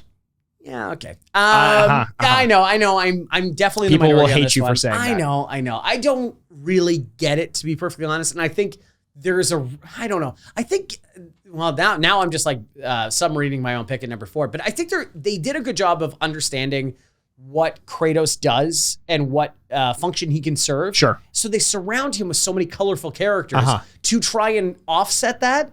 Yes. Because he's so one note. And so Right. like, well, we need some good actors to act against him then. Because the guy that plays Thor is incredible. Richard Schiff that plays Odin's incredible. Even Boy is so good. You know what I mean? And I really think it's a really good job. I don't ever walk away going like, you know who's really good? That Kratos guy. Oh my God. I think it's just it feels like video gaming in its infancy to just look at an iconic character and say that's a good performance, because I agree. I think that he is so one note that if that character were to be in a movie, you'd be like, there's no way that wins an Oscar. There's no fucking way that Richard Schiff, maybe, because he's like doing everything. Right. He's being vulnerable. He's being powerful. He's doing everything. And then to be perfectly honest, I'm not like taking a shot at Kratos because I don't think it's a failure on his part. I just think he's doing that role that he's been doing for, 20 something years. Sure.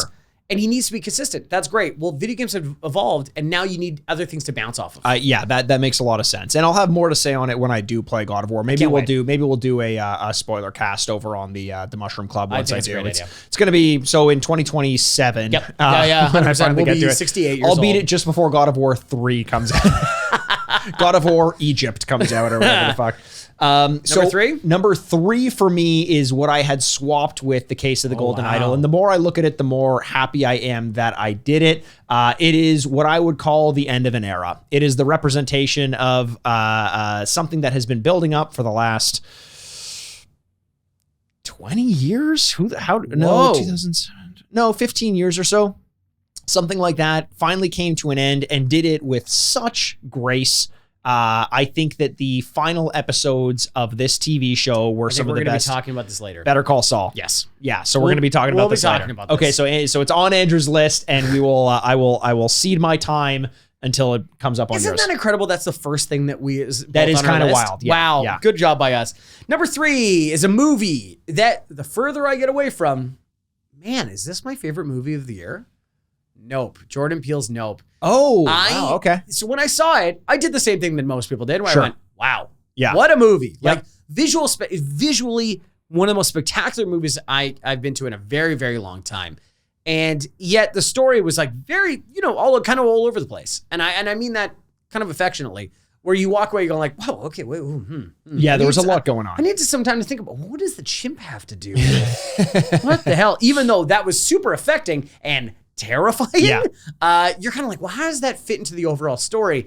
And the more that I've gotten away from that movie when I saw it in, I think the summer, July or something like that, the more that I'm sitting here and seeing all these award movies that come out kind of in the later fall into early winter. And you could talk about Tar, and you could talk about The Fabelmans and all these kind of stuff, and Banshees of Inisherin, and you're like, man, was that the best movie I saw this year? Huh. Honestly, I think it might. And in what I want to talk about with my favorite things is, man, one of my favorite things is just Jordan Peele and studios going, hey, you make movies. What do you want to do? Sure. Here's $80 million. Make a movie for us.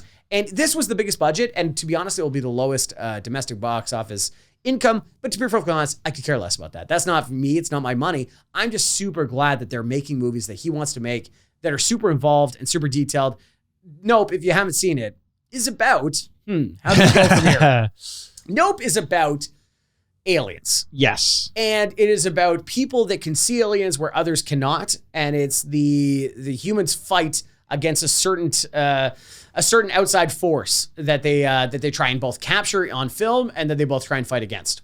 It's about a group that feels marginalized, alienated, and taken advantage of, fighting against an alienated group that is being marginalized, taken advantage of, and shown off. Mikey, yes. That is so much better than I said. Mikey's is 100% correct. That is really good. Yeah. That is exactly it. I know, honestly. And it's which calls into question, you know what, actually, I'm not going to say that. Yeah. No. Okay. No, never mind. It is filled with a tremendous amount of performances. And, like Keke Palmer is really good in this and very, very charming. I really just, Jordan Peele does a really good job of putting cameras on people that are very charismatic. Yes. And then are charismatic on camera. And it is hard to escape not only the subtext, but the overtext of what they're trying to do. And I just think it's like every time that they try and create a horror movie, which by the way, horror movies forever, since the existence of horror movies, have always been this like subversion of like, yeah, this is the monster, but what is the monster? Sure. You're like, oh, okay, cool. So to like turn it around and be like, oh, he's just trying to create a modern thing. Like, no, that's always been horror movies. Yes. And sometimes the less subtle, the better when it comes to this kind of stuff. Yeah, I think so. And honestly, because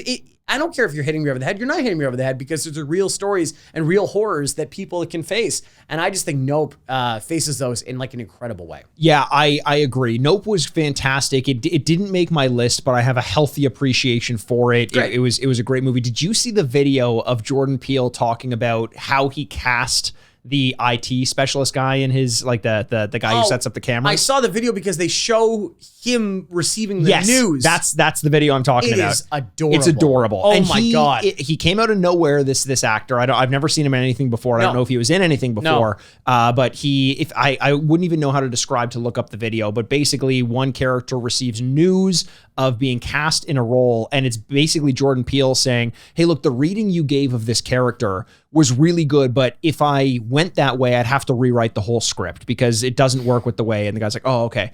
And Jordan Peele says, so I'm going to rewrite the whole script. And the guy says, oh, cool. Okay, cool. Not realizing what he means. Yes, he's like, so that means you have the role. And he's like, oh shit. Oh, fuck. Oh, yeah. And he's the third lead of the movie. Yes. Like it's truly incredible. And I will just like a big shout out. The other video that, maybe we'll find these videos and post them. I think it's kind of cute. But Hoicheva Hoichema, who is the cinematographer for this, who's usually Christopher Nolan's cinematographer for IMAX. So they shot this entirely for IMAX. And so there's a really cute video, and it actually happens at TIFF, which is our local film festival.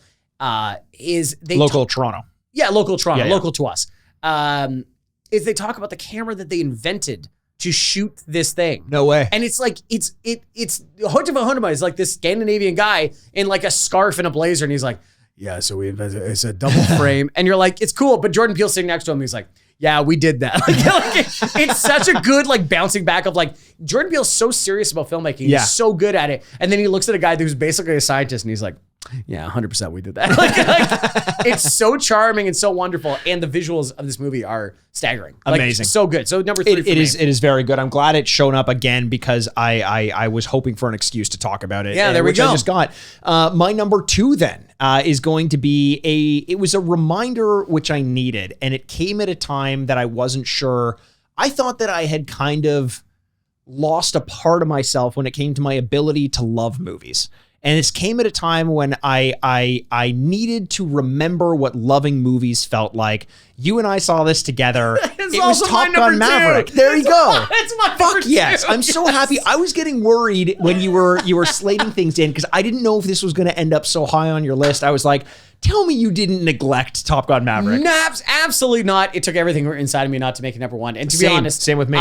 This is the emotions we're feeling right now. Yes. This thing is exactly Top Gun Maverick. It's happiness. And you know what's so funny? It got re-released in December back in the theaters, and the poster, is like, come experience movies in theaters. It doesn't even say the title of the movie. And it's, you know what? I will say Tom Cruise took a bet that they were like, here's $300 million. Can we put it on Paramount Plus? And he's like, no. Yes. And guess what? It was one of the first movies we saw back in theaters. And is singularly will be, up there with like Endgame and a few other things, will be a singular theater experience I will remember for the... It wasn't one of the first movies. I saw Ghostbusters, I saw Dune, I saw Doctor Strange. There were a few movies before that. We saw before Doctor Strange, though. I don't think so. No? No, I don't think so. Oh, okay. There were 5 or 6 movies I think that I saw before Maverick. Yeah, you're just bragging because I don't care about COVID. Yeah, I know. Well, it doesn't exist, but it just is one of the most singularly cinematic experiences I'll ever remember for the rest of my life. I just remember being there. I remember coming out of there and we're all like running, just like running and pushing each other. Like, oh my God, can you believe this? Can you believe that? I just had so much fun in this. Yes. It's just nearly perfect. It's so self-aware in a way that a lot of movies aren't. It's not trying to be anything that it isn't. It knows it. It's like when they were filming it and storyboarding it and going through script notes, they just had a poster up on a whiteboard that said, fuck yeah, and was circled 3 times. 100%. And it's like, that's the feeling we need for the whole movie. And they somehow hold it up. My brother was with us when we were watching it. And he said at one point, John Hamm is the guy who's kind of like tugging on the leash of Tom Cruise. He's the stickler.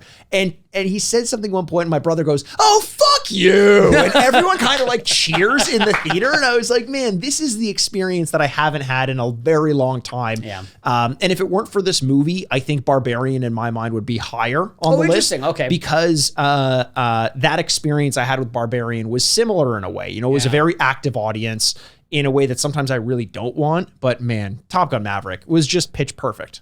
It really is. It's, we're talking about a classic movie that came out, almost 40 years before it. You know what I mean? It's at 35 years before it.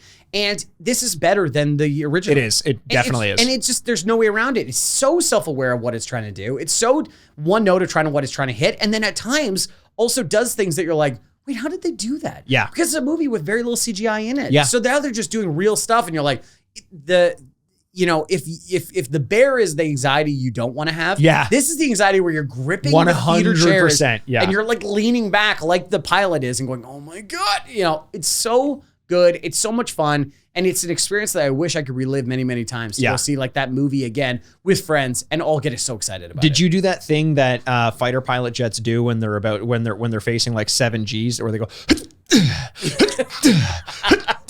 I did that a bunch. I was doing that the whole movie. Well, their lungs are struggling to fill that. Yeah. Oh my God. You do that thing where your head, it's kind of like when you're like racing on Mario Kart or something like that, and your head starts tilting with the controller. Yeah, and you're like, come on, I need a little bit more juice. And you're doing that with a movie of like, do a little higher. Okay, there we go. Thank God. And just like everything about it, like Jennifer Connelly. Oh man. First of all, Jennifer Connelly. Hey, Jennifer. Oh boy. Hello. Just drives that Porsche. And sails that boat. Owns that bar. Holy shit. Just the perfect woman in the world. But it's also that you feel like she's been living in that world the whole time. You just found her. You're like, she's real. It's just we're just seeing her data. And it is funny that like, you know, between the villains of the movie, which is an unnamed country with an unnamed language. Which a lot of people didn't like. And I thought, perfect. Why name them? I guess it's some weird like fairy tale that we live in where it's like nobody will actually die. You're like, oh, okay, cool, awesome. Exactly. And Jennifer Connelly exists. You're like, oh, okay, sounds good, I guess. And their chaste sex scene where like, I guess I'll take off my top. That's her sex scene. I'm not wearing a top now. To me, the sex scene was football on the beach. That was the sex scene in the movie. Sex scene is the ridiculous unnamed football thing where they're going two ways and I can't make heads or tails of what the hell's going on. It's not actually John football. Hamm probably is more upset not only because they're like not training, but it's like, what is this game? And they're like, it's touchdowns both ways. He goes, no, that's not the way football's played. I hate this.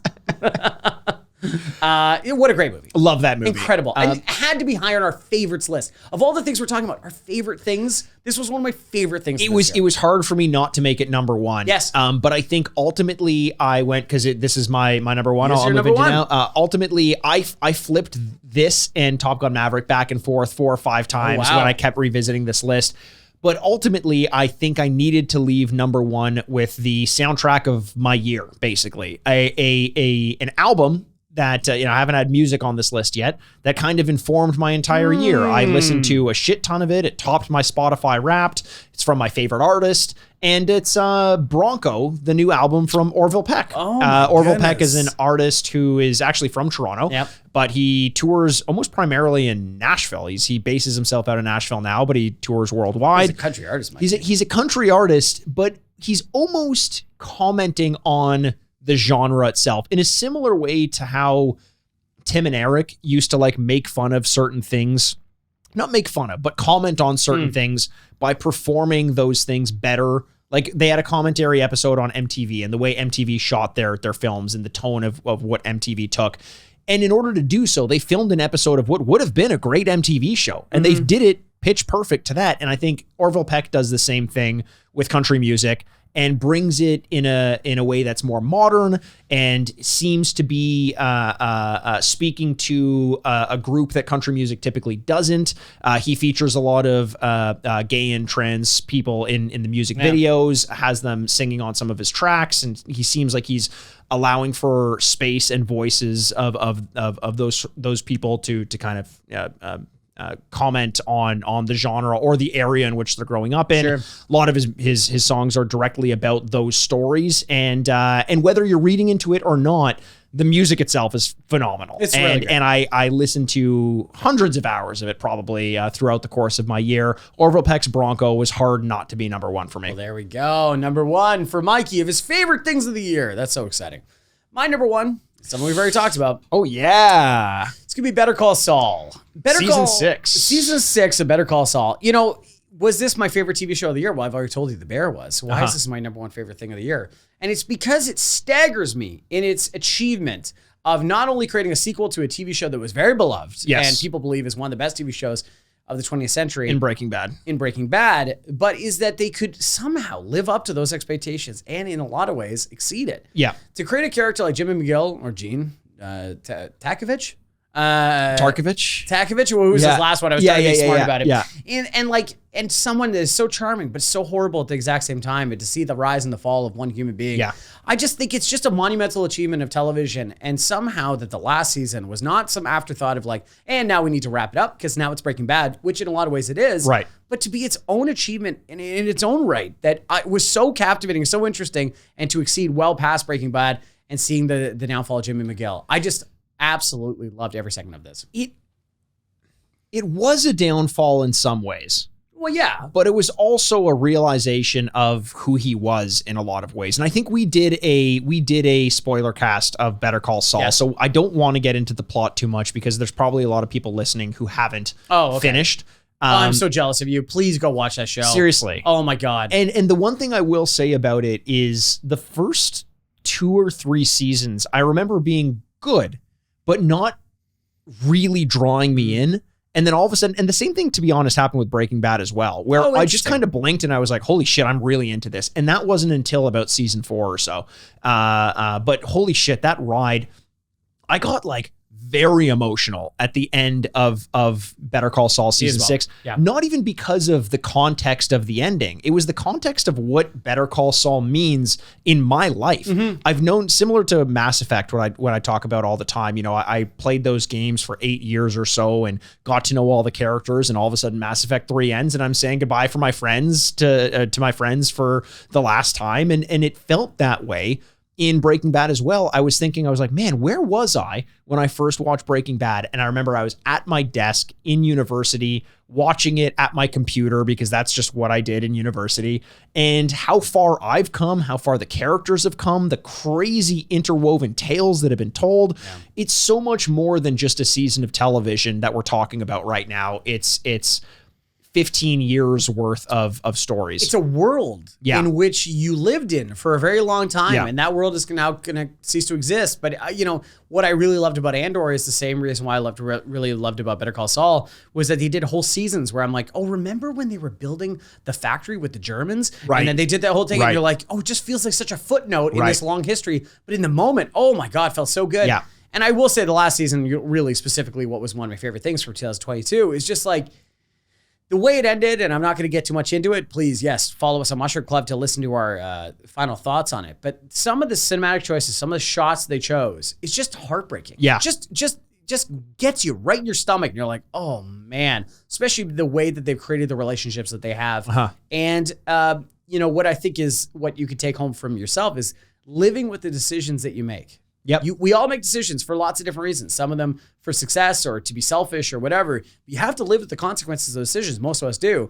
And seeing Jimmy having to live with certain amounts of consequences is like a heartbreaking and wonderful thing at the same time. Yeah. I totally agree. They so easily could have known the burden that they were carrying coming into season 6 and not taken a big swing and just said, like, you know, when you're 2 goals ahead in a hockey game and you just kind of sit back and make sure you win the game and that's the only goal. But they're like, no. We're taking it to them. We're not sitting back 3-1. We're gonna go for 4 more, and we're gonna try to knock this one out of the park, to mix my metaphors. Yeah, nice. And they do. They take big swings and they really go for it. Yeah. And they score a touchdown. And, you know, it's No, there's a really good interview with Peter Gould. And I remember listening to it 3 episodes to go in the final season. And he's one of the producers with Vince Gilligan that kind of helped create the whole show and create the narrative and the storyline. And the interviewer was asking about the last 3 shows. And he kind of smiles and he goes, oh, you guys got a lot ahead of you. That's going to be so much fun. And he said, and like, what a thing to say while you're creating the show is not like, hope you guys like it or whatever. But to smile and have so much confidence, go like, oh, you guys are, this is going to be great. You're going to love it. It's amazing. I love that. And you know what? It shows. It was just such a great show. And it's just a monumental achievement of almost a decade and a half of television. So Better Call Saul, #1 of my favorite things. It's funny because the reason why it wasn't #1 for me is kind of because I felt like it was drawing on so much of my experiences from past years. And I was like, is it fair to give it that much weight? And I understand why you would. And I also, though, kind of thought, well, wouldn't it be nice to have things that sort of stand on their own in the year? But this very easily could have been my #1 pick as well. There we go. Okay, so those are our top 10s of our favorite things of the year. Yeah, that was fun. That was so much fun. I love doing this. Yeah. Is there any highlights you want to make of things that you missed or no? I mean, we've got to mention a couple things. Okay. We got to keep it light because I think the appeal of purposely choosing what you choose and leaving off what you leave is big. One thing that I have to say, and you mentioned it during one of your statements, is the White Lotus season 2. Yeah. It's not over yet. No. It's somehow better than season 1 so far. It is over by the time this comes out. Yes. Yeah. But it was, man, so far. What a treat. Better than season 1. That's somehow it's better than season 1. You're right. And season 1 is phenomenal, but it's one of those shows that we were kind of talking about that. How is this better than season 1? And it is. Yeah, it is. It's fantastic. I had to bring that one up. I felt almost sick not putting it on my list. And I've already said my things that I wanted on my list that you've already stated, but White Lotus season 2 is one of the ones that I really want to highlight. Okay, I don't know how okay, this is terrible. It's like Sophie's Choice. That's an easy choice. We've been over this 1,000 times. Well, okay, so it's Sophie's Choice is easy. It's like a harder Sophie's Choice. Yeah, a much harder Sophie's Choice. Sophie's second choice. Oh my God, I don't know what to do here. Okay, Barry. Barry would have been close in my top 5. Season 3? Season, I don't know. Why are we trying to guess? I think it's season 3, isn't it? The most recent season. Yeah. I think this is the opposite of recency bias. Where that's it very just true. came out early in the year and now I walk away from it. But God, that final season, the final episode, excuse me. Holy God, is that breathtaking. It's so good. I can't believe that Barry, and I also want to talk about We Own the City. David Simons. Yeah. That one did not have the, Really? I liked it, but it didn't have the effect that it did. I remember you loving it. Loved it. But it didn't do the same for me. Well, okay, before I explain how excited I am, please don't shit on it. It's okay. No, let me explain how excited I am about it. No, you can. Okay, but I just want our listener to know that, like, it's not. Just take it with a grain of salt. What? It's Wayne Jenkins Day, baby. Okay, What We Do in the Shadows, an incredible season, really good. Abbott Elementary continues to be an incredible sitcom when there's no other sitcoms. Abbott Elementary? Don't know it. Oh, it's really good. Really? But it's a sitcom, and it's so good, and when shows should not be that good. So, yeah, that's fair. Okay, that's it. Industry's really good, too. Okay, that's it. Okay. Industry. Yes. Okay, let me look through. Look, okay, one that I'm surprised wasn't on the list, and I think a lot of people are probably surprised wasn't on the list, is Overwatch 2. Let's talk about it. A very notable omission, which I still play. I still have some enjoyment in. I just put a bonus episode up on our Patreon where I play through, 4 matches or so and film myself while doing it. It's a good game. I don't love it as much as I've loved Overwatch 1. But I've still spent a ton of time with it, and that's probably ultimately why it doesn't make the list. I feel like I've just said everything I can say about that game, and I don't think it did enough to innovate with Overwatch 2 to justify being on my top 10 list. How close was House of Dragon to getting on your list? It wasn't that close, to be honest. Okay, good. Okay. I enjoyed it, but it wasn't quite there. Honestly, though, Stray, we mentioned it, was close to being on my list, because I did want to balance it with games, movies, television, and Stray was just a very fun adventure game in a perfect amount of time for an adventure game of that kind. I just really enjoyed it. Okay, well, I respect that decision. I'm not going to shit on it. Lots of spooky, slow horses. Okay, Crimes of the Future, David Cronenberg's movie, I thought was really, really interesting, and I also think Banshees of Inisherin, the movie. Still have to see that one. Brendan Gleeson, Colin Farrell, really, really good. So, man, so many more. I almost chose Fortnite again because I'm like, man, what pleasure this game gives me. This is incredible. But I think I did it last year, so I didn't want to double up. That's fair. And I mentioned it earlier, not in the context of this list, but in the context of the Video Game Awards. Vampire Survivors is up there for Game of the Year. Yeah. Should be. It's a fantastic game, even though it is very simple. I don't think that should be a detriment to it potentially being Game of the Year, but that was one that was hard for me to keep off the list as well. I'm not going to bore everybody. I think I'm going to release my top 10 movies, games, and TV shows on Twitter. Okay, I think I'm going to do a little thread, top 10 shows, and I'll just go down from there and a little description, stuff like that, what I really like about it, because I don't want to bore you right now. But there's so much good stuff out there. And the only reason we want to do this kind of stuff is because we want to share what gave us joy this year. Yep. We want to share it to you guys and make sure that you guys have fun with it as well. Definitely, and we have some fun planned for the end of this year. We always do or at least try always to do a Century Club to cap off the year. Yes. We're going to be recording that pretty soon. Yes, you do it as a countdown to the end of the year. So 100 shots of beer for 100 minutes, and so an hour and 40 minutes before midnight. Yes, we are going to start the Century Club so that we can all drink together and celebrate the new year as all D-pads. Now, what we don't know yet, because there's another episode that we are potentially having planned. We're going to film it and see how it goes, the Century Club. Yes, That's either going to be on the Mushroom Club or on the main feed. If you have a preference one way or another, let us know. Yeah, let us know. But we're going to decide between that and another episode that we have. But the end of the year is going to be fun. We have some fun things planned. Yeah. And then early into January, some good stuff there as well. And holy moly. This I time of always year. look forward to this. I love I know. December for these episodes. It's been I know. great. And by the way, thanks to everyone. We have a lot of new listeners as a Yes, result we of us do. doing a lot of lists out there. We've had a significant amount of growth over the last month or so. So exciting. So if you have any other lists that you want us to do, if you have any certain special episodes that you want to hear, you can hit us up on our socials at Retrograde Pod, at Retrograde Mike, at Retrograde Andy on Twitter, the Retrograde Podcast at gmail.com. You can reach out to us there on anything at Retrograde Pod on TikTok as well. We love to hear from you guys. Yeah, and more than anything, you're our favorite things of the year. Thank you so much for listening. We love every single one of you. I know I say it every week, but we really do love every single one of you. Thank you so much for spending your time with us. And we continue to give you sweet entertainment so we can be your favorite thing of the year. My name's Adrian Bascom, and with me as always is the bad boy of podcasting, Mr. Bebop himself, Mikey Aaronworth. This, the Retrograde Podcast. Game over. Furnished by Sad Styles Productions. Okay, so the rehearsal's done. You want to do the real thing now? Yeah, let's try it. Okay. Okay, do you guys got all your You guys guys' pages? good? Lights on? Good? Okay, All right. Take it from the top. 1.